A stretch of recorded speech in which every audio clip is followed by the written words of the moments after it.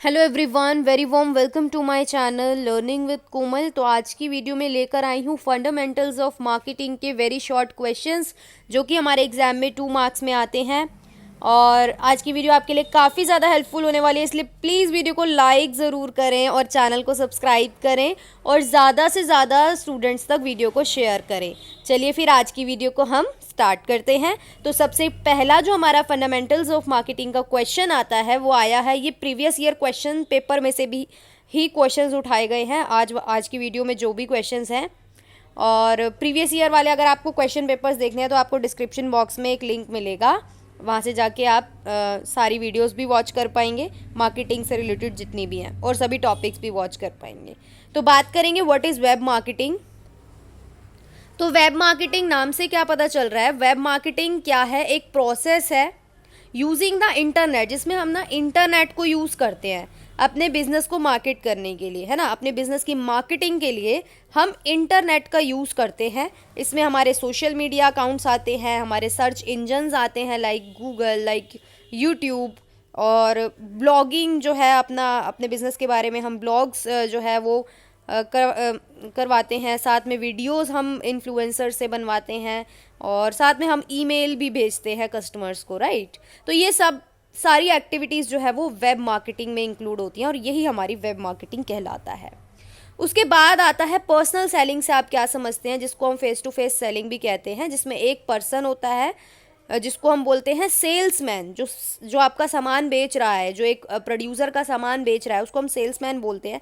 तो वो कस्टमर को कन्वेंस करने की कोशिश करता है, फेस टू फेस करने की कोशिश करता है कन्वेंस, कि भाई ताकि वो जो है प्रोडक्ट बाय कर ले, ख़रीद ले।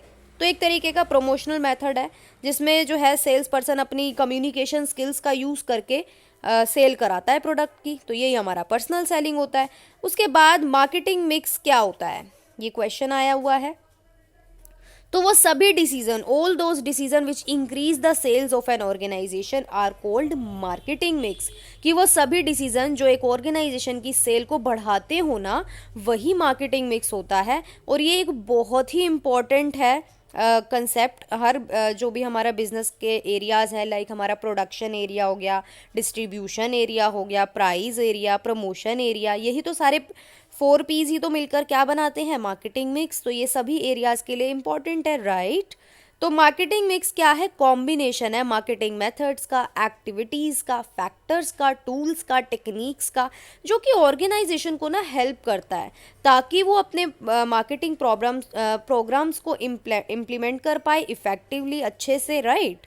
और साथ में मार्केटिंग ऑब्जेक्टिव्स भी क्या हो, पूरे हों। और हम जानते हैं इस टाइम कंज्यूमर क्या है, मॉडर्न टाइम में कंज्यूमर को किंग बोला जाता है मार्केट का।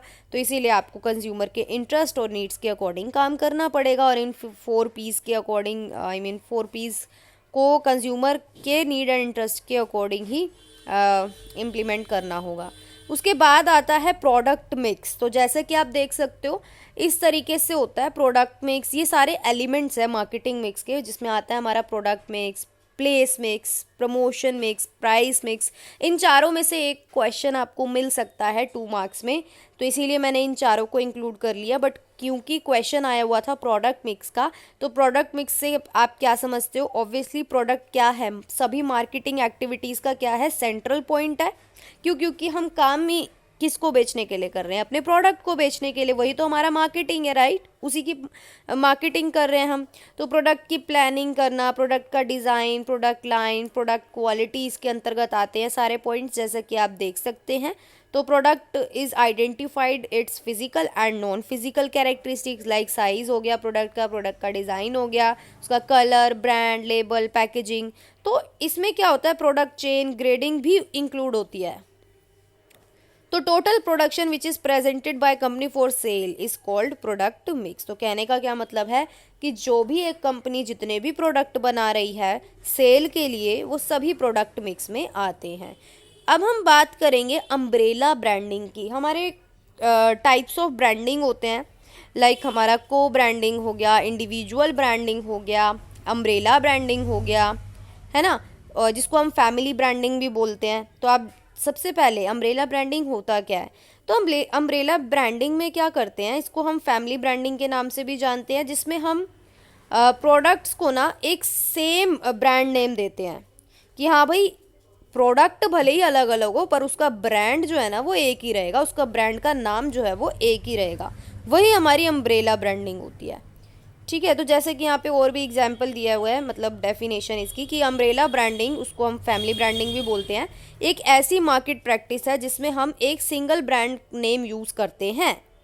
ठीक है, हम 2 या उससे ज़्यादा मोर रिलेटेड प्रोडक्ट्स भी यूज़ कर सकते हैं। फॉर एग्जांपल अगर मैं आपको दूं तो हम क्या कर सकते हैं, अगर मैं एग्जांपल दूं इसका, तो हो सकता है पैंटीन, जो कि कंडीशनर भी बनाता है, शैम्पू भी बनाता है, हेयर ऑयल भी बनाता है। तो नाम तो पैंटीन का चल रहा है ना, भले ही वो हेयर शैम्पू कंडीशनर बना रहा हो, प्रोडक्ट अलग अलग हैं बट नेम एक ही है। ठीक है, तो यही हमारा अम्ब्रेला ब्रांडिंग होता है। नेक्स्ट आता है हमारा इंडिविजुअल और अम्ब्रेला ब्रांडिंग के बीच का डिफरेंस। तो सबसे पहले तो आपको ये पता होना चाहिए कि इंडिविजुअल ब्रांडिंग क्या होता है। तो इंडिविजुअल ब्रांडिंग में क्या होता है कि product have a unique image. यहाँ पे एक प्रोडक्ट की जो इमेज होती है वो यूनिक होती है। कहने का मतलब ये है कि वो नया, एक तरीके से हम बोल सकते हैं वो एक ही ब्रांड का प्रोडक्ट होता है। मतलब प्रोडक्ट एक है, उसका ब्रांड भी एक है। इंडिविजुअल ब्रांडिंग मतलब हम उस प्रोडक्ट की वही हमारा ब्रांड है एक। ऐसे नहीं अम्ब्रेला ब्रांडिंग की तरह नहीं कि बहुत सारे प्रोडक्ट और एक ही ब्रांड नेम यूज़ हो। यहाँ पे इंडिविजुअल ब्रांडिंग होगा। तो यहाँ पे प्रोडक्ट की एक अलग इमेज होती है। हाई प्रमोशन कॉस्ट ऑब्वियसली लगेगा। No effect on other products of same company, कोई भी तरीके का इफेक्ट नहीं पड़ेगा अदर प्रोडक्ट्स का। और साथ में ये एक तरीके से न्यू प्रोडक्ट के लिए होता है। मैं आपको बता दूं, इंडिविजुअल ब्रांडिंग जो है वो न्यू प्रोडक्ट के लिए होती है, तो मोर रिस्की होती है जब हम न्यू प्रोडक्ट को लॉन्च करते हैं। ऑब्वियसली रिस्की तो होता ही है। तो long road to success still product has establish a brand name. तो इसके लिए रोड जो होता है ना बहुत काफ़ी लंबा होता है, राइट। लंबा रोड होता है, और जब तक इसकी एक इमेज ना बन जाए, इसका एक ब्रांड नेम ना बन जाए, तब तक के लिए जो है इसके लिए जो है सक्सेस का रोड लंबा होता है। अब हम बात करें इसके डिफरेंस की, तो आप देख सकते हो इंडिविजुअल ब्रांडिंग में यूनिक इमेज होगी, अम्ब्रेला ब्रांडिंग में क्या होगी, product are reflection of parent company. यहाँ पे कहने का मतलब ये है कि एक कंपनी जो बहुत सारे प्रोडक्ट्स बना रही है पर अपना नाम सिर्फ एक ही यूज़ कर रही है, ब्रांड नेम उसका सेम है। तो फॉर एग्जांपल अगर मैं यहाँ पे दूँ आपको पैंटीन वाला ही, कि मान लो पहले पैंटीन सिर्फ और सिर्फ शैम्पू बनाता था, बट अब पैंटीन ने सोचा कि चलो कंडीशनर भी बनाते हैं। तो कंडीशनर एक न्यू प्रोडक्ट तो हुआ, बट क्योंकि पैंटीन का नाम है तो पैंटीन के नाम से वो बिकेगा ज़रूर। क्यों? क्योंकि पैंटीन की अपनी पहले से ही एक ब्रांड इमेज बन चुकी है। तो यहाँ पे लोअर आपकी प्रमोशन कॉस्ट लगेगी, और मतलब आपको ज़्यादा प्रमोशन करने की भी ज़रूरत नहीं पड़ेगी। क्यों? क्योंकि आपका ब्रांड ऑलरेडी सक्सेस है, नाम है आपके ब्रांड का पहले से ही। और यहाँ पे कोई भी इफेक्ट नहीं होता इंडिविजुअल में। यहाँ पे जो है अफेक्ट करता है ये अदर प्रोडक्ट्स को, क्वालिटी पे स्ट्रेस डालता है। यहाँ पे थोड़ा लेस रिस्क होगा ऑब्वियसली, है ना, क्योंकि पहले से ही हमारा ब्रांड चल रहा है, हमारा शैम्पू चल रहा है। अगर कंडीशनर ना भी चले तो हमारा शैम्पू तो चल ही रहा है ना, तो इसीलिए लेस रिस्क है। Leverage existing brand name to launch new product. तो यहाँ पे बेसिकली इतना ज़्यादा लॉन्ग रोड नहीं होती सक्सेस के लिए, और क्योंकि ऑलरेडी ब्रांड की इमेज होती है, राइट। उसके बाद हम बात करें को ब्रांडिंग की या फिर डिफरेंशिएटेड ब्रांडिंग की। को ब्रांडिंग का क्या मतलब होता है? It is a marketing strategy that use multiple brand name. यहाँ पे ना मल्टीपल ब्रांड नेम्स यूज़ किए जाते हैं, ठीक है, मल्टीपल ब्रांड नेम्स यूज़ किए जाते हैं। It is also known as partnership branding. इसको हम पार्टनरशिप ब्रांडिंग भी बोलते हैं। टिपिकली इसमें 2 ब्रांड इंक्लूड होते हैं, मतलब मिनिमम 2 ब्रांड्स होंगे, एटलीस्ट 2 कंपनीज होंगी, जो कि वी कैन से व्हेन 2 और more company joins hand to gain strategic alliance. मतलब 2 कंपनी एक दूसरे के साथ जो है स्ट्रैटेजिक अलायंस बनाएंगी, और फिर जो है एक दूसरे का जो कहते हैं ना को ब्रांडिंग करना, कहने का ये मतलब है कि मल्टीपल ब्रांड नेम यूज़ करना, वो वाली जो मार्केटिंग स्ट्रेटजी होती है वो को ब्रांडिंग होती है। इसको डुअल ब्रांडिंग भी बोलते हैं और ब्रांड बंडलिंग भी बोलते हैं। फिर बात करें डिफरेंशिएटेड ब्रांडिंग की, तो it is branding strategy that is different और यूनिक फ्रॉम अदर्स। ऐसी ब्रांडिंग जो दूसरे ब्रांड से अलग हो, यूनिक हो, वो डिफरेंशिएटेड ब्रांडिंग होती है। बात करें अब प्रोडक्ट डिफरेंशिएशन की, तो प्रोडक्ट डिफरेंशिएशन क्या है? एक ऐसी मार्केटिंग स्ट्रैटेजी है जो डिज़ाइन की गई है कंपनी के प्रोडक्ट और सर्विसेज को अलग बनाने के लिए, डिफरेंट बनाने के लिए। क्यों? क्योंकि मार्केटिंग है, कंपटीशन भी है, राइट? तो कंपटीशन में हम अपने प्रोडक्ट को कैसे यूनिक बनाएंगे, कैसे डिफरेंट बनाएंगे कंपैटिटर के प्रोडक्ट से। तो सक्सेसफुल प्रोडक्ट डिफरेंशिएशन में क्या क्या इन्वॉल्व होता है? Identifying and communicating the unique qualities. आपको ना आइडेंटिफाई करना पड़ेगा, आपको कम्युनिकेट करना पड़ेगा कस्टमर्स के साथ भी कि भाई हमारे प्रोडक्ट की जो क्वालिटीज़ है वो अलग है दूसरे के प्रोडक्ट से। तो हाईलाइट भी करेंगे हम इन डिफरेंसेस को। और product differentiation goes hand in hand with developing a strong value proposition so that a product और service is attractive to a target market. तो हम जब अपने प्रोडक्ट को डिफरेंट बनाते हैं दूसरे के प्रोडक्ट से, वही हमारा प्रोडक्ट डिफरेंशिएशन होता है। Now let's talk about what is repositioning. तो repositioning refers to the major change. जब हम अपने ब्रांड की पोजीशन में बहुत बड़ा चेंज ला रहे हैं, हम उसकी रीपोजिशनिंग कर रहे हैं, सक्सेसफुली रीपोजिशनिंग कर रहे हैं अपने प्रोडक्ट की, तो the firm has to change the target market. सबसे पहले तो फर्म को अपना टारगेट मार्केट चेंज करना पड़ेगा। जो उसका पहले टारगेट मार्केट था उसको बदलना पड़ेगा, तभी तो उसकी पोजीशन बदलेगी ना। और सबसे पहले तो उसको अपने प्रोडक्ट को अंडरस्टैंड करना पड़ेगा, तभी तो वो टारगेट मार्केट चेंज कर पाएगा।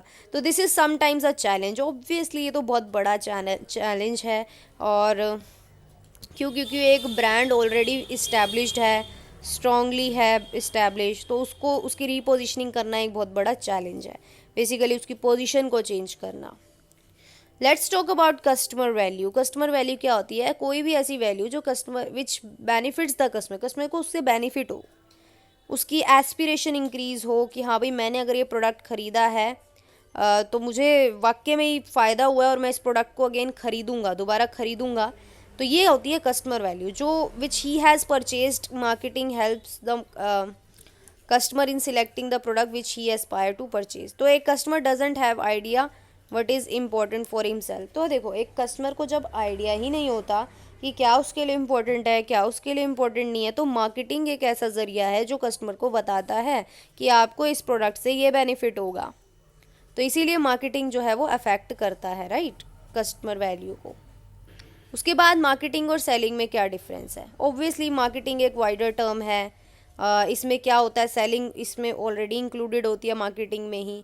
ये सभी एक्टिविटीज़ को कवर करता है जो आइडेंटिफाई करे, सेटिस्फाई करे कंज्यूमर की वांट्स को। सेलिंग क्या होता है? ये तो सिर्फ मार्केटिंग प्रोसेस का एक पार्ट है। और ये सेलिंग का मतलब क्या है कि हमें क्या करना है, गुड्स और सर्विसेज को एक्सचेंज करना है फॉर सम कंसिडरेशन, यानी कि प्राइस। तो फोकस किस पे करता है मार्केटिंग? कस्टमर की नीड्स पे। सेलिंग किस पे फोकस करता है कि किस तरीके से हमें गुड्स को जो है सेलर टू बायर को ट्रांसफ़र करने हैं, राइट। उसके बाद ऑब्जेक्टिव्स की बात करें तो मार्केटिंग का ऑब्जेक्टिव होता है प्रॉफिट अर्न करना कस्टमर सेटिस्फेक्शन के थ्रू। सेलिंग का क्या एम होता है कि मैक्सिमाइज करना है प्रॉफिट सेल्स वॉल्यूम को बढ़ाकर। तो ये इसके डिफरेंसेस थे। उसके बाद हम बात करेंगे मार्केटिंग की कैरेक्टरिस्टिक्स की। तो मार्केटिंग की कैरेक्टरिस्टिक्स आप ये लिख कर आ सकते हो कि मार्केटिंग एक आर्ट है और मार्केटिंग एक साइंस है। कैसे आर्ट? कैसे है? Practical use of any knowledge is called art. जब आप किसी भी ज्ञान को, किसी भी नॉलेज को प्रैक्टिकली यूज़ करते हो, वो हमारी आर्ट कहलाता है। तो मार्केटिंग क्या है? एक डिसीज़न ले जाते हैं, इसमें डिसीज़न मेकिंग होता है, राइट। तो ये भी तो एक आर्ट है, क्योंकि जब आपको एक्सपीरियंस ही नहीं होगा, जब आपने कभी डिसीज़न लिया ही नहीं, decision process can not be transferred in pre determined structure. तो यहाँ पे बोला गया है कि आप एक्सपीरियंसेस के बेस पे जो है डिसीज़न लेते हैं ना। तो बेसिकली ये आर्ट बोला गया है इसको। और यहाँ पे बोला गया है कि in spite of good knowledge of principle of marketing decision making process can not be effective without experience. यहाँ पे एक बहुत ही इंपॉर्टेंट बात बोली गई है कि भले ही मार्केटर को, या फिर बोल सकते हैं मार्केट मैनेजर को, भले ही बहुत अच्छी नॉलेज हो, गुड नॉलेज हो मार्केटिंग के प्रिंसिपल्स के बारे में, बट लेकिन उसको एक्सपीरियंस ही नहीं है, उसने कभी डिसीज़न लिया ही नहीं किसी कोई ऐसा इम्पोर्टेंट, या उसको लेना ही नहीं आता, तो फिर वो कैसे कर पाएगा? इफ़ेक्टिव नहीं होगा ना वो डिसीज़न। तो इसीलिए आर्ट क्या है? कला है जो एक्सपीरियंस से आती है। तो एक्सपीरियंस भी कम मिलता है जब आप प्रैक्टिकली नॉलेज को अप्लाई करते हो। तो इसीलिए ये क्या है, एक आर्ट है। साइंस क्यों बोला गया है, क्योंकि marketing can not be completely called a science, आप इसको कम्प्लीटली साइंस नहीं बोल सकते, क्योंकि मेन रीज़न है slow speed of growth. Marketing की जो ग्रोथ है उसकी स्पीड स्लो है। मार्केटिंग ने फैक्ट्स, प्रिंसिपल्स, टेक्निक्स अटेन तो किए हैं लार्ज स्केल पर from social and practical science like maths, but लेकिन इसके बावजूद all these can not be presented in a collective form so that a universal principle can be developed. तो ऐसा कुछ कलेक्टिव फॉर्म में प्रेजेंट नहीं किया ताकि जो है कोई यूनिवर्सल प्रिंसिपल इस पे लागू हो। यूनिवर्सल का मतलब एक ऐसा प्रिंसिपल जो हर एक्टिविटी में लागू हो। तो ये इसका एक नेगेटिव पॉइंट है। और तो इस वीकनेस को रिमूव करने के लिए काफ़ी ज़्यादा एफर्ट्स किए गए हैं, तो ताकि जो है मार्केटिंग को एक साइंस में बनाया जा सके। ठीक है, उसके बाद बात करें बेनिफिट्स ऑफ मार्केट सेगमेंटेशन। तो मार्केट सेगमेंटेशन क्या होता है, जब हम मार्केट को डिवाइड करते हैं, है ना, हेट्रोजीनियस बायर्स को हम होमोजीनियस ग्रुप्स में बनाते हैं, वो मार्केट सेगमेंटेशन होता है, राइट। तो अब मार्केट सेगमेंटेशन के फ़ायदे क्या हैं। तो सबसे पहला तो फ़ायदा ये है कि प्रिपेयर मार्केटिंग प्रोग्राम, कि एक मैन्युफैक्चर जो है वो एक बहुत ही बढ़िया इफ़ेक्टिव मार्केटिंग प्रोग्राम जो है वो बना सकता है जब वो पूरे मार्केट को डिवाइड कर ले डिफरेंट डिफरेंट ग्रुप्स में, डिफरेंट डिफरेंट सेगमेंट में। तो इसके द्वारा ही can provide proper services to customer. तो इससे क्या हो सकता है, वो कस्टमर को प्रॉपर सर्विसेज प्रोवाइड करा सकता है at a very low cost, बहुत ही कम कीमत पर। तो मार्केट सेगमेंटेशन में क्या होता है, डिफरेंट मार्केटिंग प्रोग्राम यूज़ किए जाते हैं कंज्यूमर की नीड्स के according, instead of using only one marketing. यहाँ पे हम एक प्रोग्राम को यूज़ नहीं करते, हम जो है कस्टमर के अकॉर्डिंग जो है मार्केट सेगमेंटेशन करते हैं, प्रोग्राम्स यूज़ करते हैं। ठीक है, उसके बाद बेनिफिट्स है नॉलेज ऑफ कस्टमर्स नीड।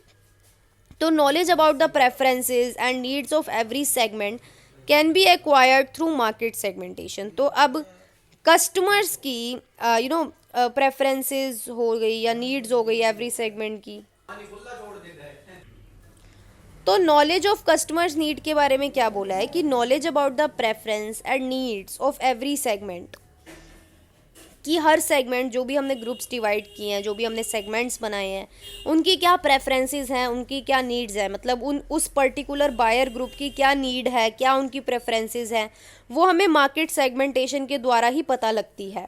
तो उसके हेल्प से हम क्या कर सकते हैं, प्रोडक्ट को अमेंड कर सकते हैं, यानी कि चेंजेस ला सकते हैं, उसको मॉडिफाई कर सकते हैं, राइट, जिससे कि कंज्यूमर की जो है नीड्स पूरी की जा सके। तो ऑब्वियसली कंज्यूमर सेटिस्फाई होगा मार्केट सेगमेंटेशन से, तो आपका बिजनेस भी ग्रो करेगा। तो ये इसका एक और बेनिफिट है।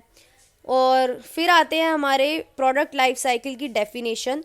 तो फिलिप कॉटलर के अकॉर्डिंग प्रोडक्ट लाइफ साइकिल एक ऐसा अटेम्प्ट है to recognise the distinct stages in the sales history of the product, कि प्रोडक्ट की जो भी सेल्स हिस्ट्री है उसके स्टेजेस को रिकॉग्नाइज करता है प्रोडक्ट लाइफ साइकिल। लाइक आपका इंट्रोडक्शन स्टेज हो गया, फिर ग्रोथ स्टेज हो गया, फिर मैच्योरिटी हो गया, फिर डेक्लाइन हो गया। तो ये क्या है, सारी प्रोडक्ट की सेल हिस्ट्री है। तो सेल हिस्ट्री जो है वो 4 स्टेजेस से होकर गुजरती हैं, जिसको हम बोलते हैं इंट्रोडक्शन, ग्रोथ, मैच्योरिटी और डेक्लाइन। फिर आता है प्राइस स्कीमिंग। प्राइस स्कीमिंग क्या होता है, जिसको हम स्कीम प्राइसिंग भी बोलते हैं।